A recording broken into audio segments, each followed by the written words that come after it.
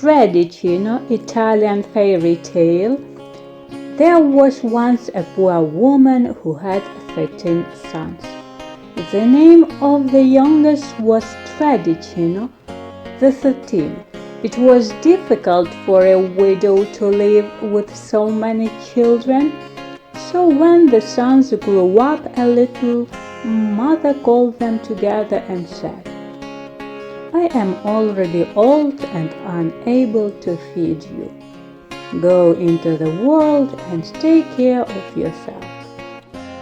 And all 13 sons went to seek happiness.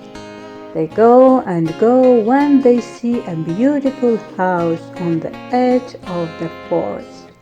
The king lived in that house in the summer, escaping from the heat.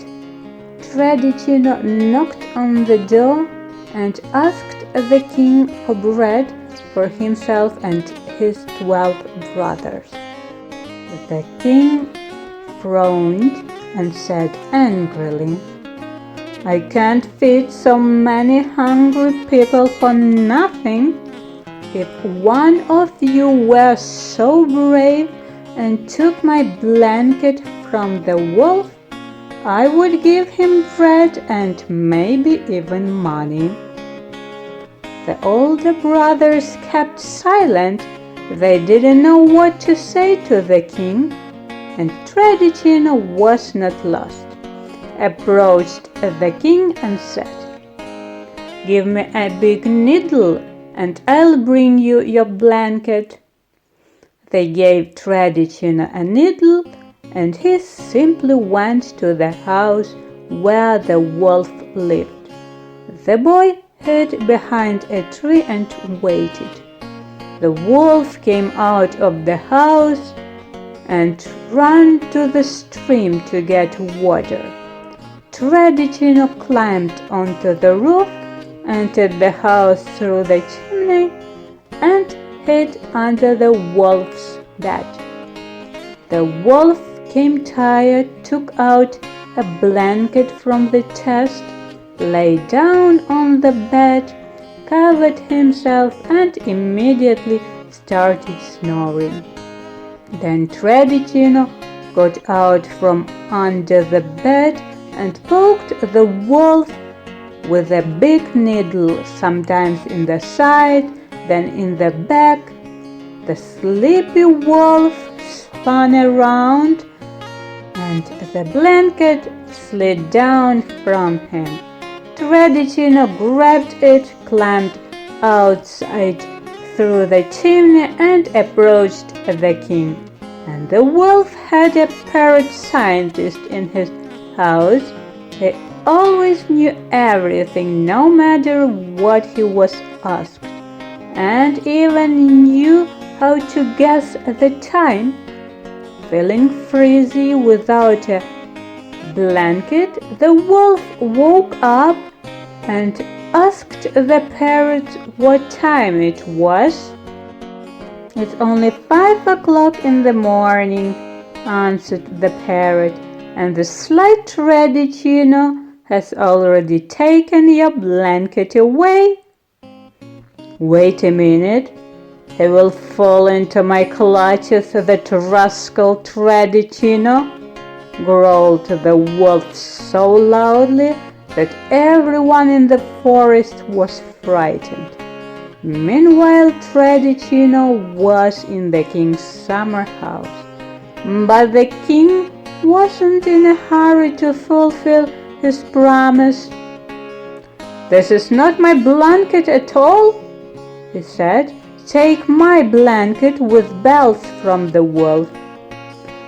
Then you will have a reward."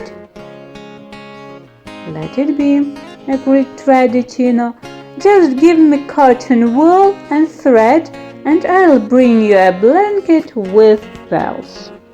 At night, Tredicino climbed into the house with the wolf, wrapped the bells in cotton wool, and tied them with threads. Then he neatly folded the blanket, carried it through the chimney to the roof, and from there jumped down to the ground and ran as fast as he could to the king.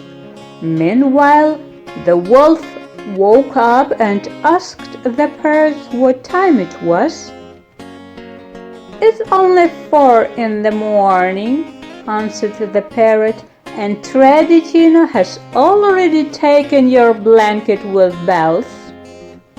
When the wolf heard this, he gnashed his teeth with rage. "Well, wait, you poor Tredicino. If I catch you, you will be in trouble." And Tredicino by that time had already run to the royal house, handed the servants a blanket with bells, and was waiting for the king with the reward. It's just that the king wasn't in a hurry to fulfill his promise. Now he wanted Tredicino to bring him a wolf's scientist parrot. The boy was upset, but still began to think, "How can I get that cunning parrot so that he doesn't wake up the wolf?" Let's not forget that Tredicino was the bravest and the most intelligent of all his brothers. By morning, he thought of how to outwit the clever parrot. The boy asked the royal servants to bring him the best, sweetest delicacies, put them in a basket, and went to visit the wolf again. He came, hid behind a tree, waited until the wolf went to get water, and then quickly ran to his house. He put a basket of goodies on the table, and he hid himself under the table waiting. The parrot saw sweet treats at the bottom of the basket, which he loved more than anything in the world, and looked around. There was no one anywhere. Then he jumped into the basket and enjoyed it. And Tredicino crawled out from under the table and covered the wise parrot in the basket. Then he grabbed the basket and rushed to the king. He ran to the house, breathed a little, and began to wait impatiently for the king to appear. Tredicino was already enjoying a great reward in his mind. After all, he had brought the king a parrot that could talk and guess the time without fail. However, this time too, the boy's hopes were in vain, because the king came, took the basket with the parrot, and said, "Just listen, Tredicino, my royal word to you. You will get the reward, I promise, but fulfill my last wish. Catch and bring here the wolf himself.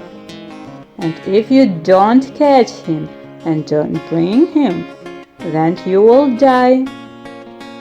But Tredicino didn't close his eyes for the whole night.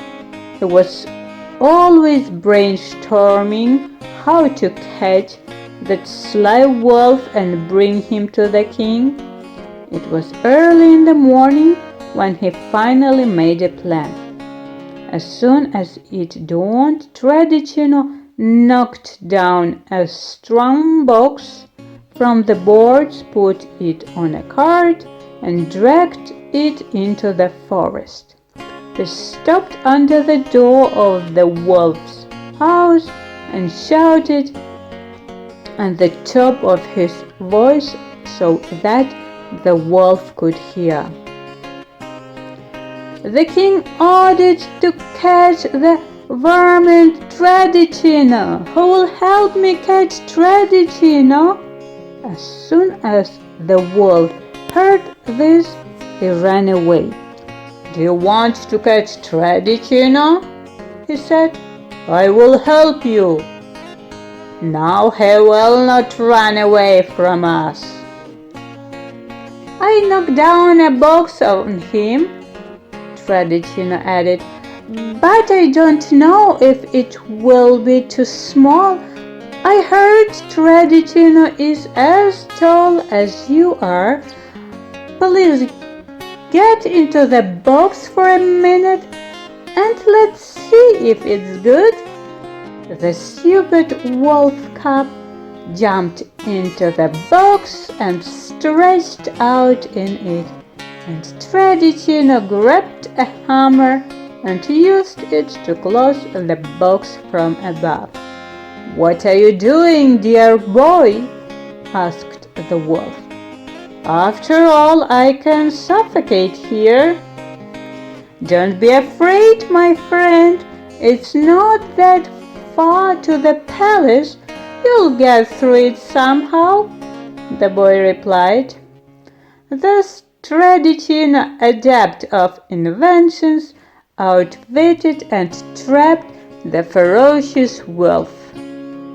Now the king had no choice but to give up. He had to give Tredicino the long-promised reward. Then all 13 brothers returned home to their mother, built a new beautiful house for themselves, and lived happily all together. It was a long time ago, and even now, in the village where the brothers once lived, people remember. The king was cunning, but our Tredicino turned out to be wiser than him.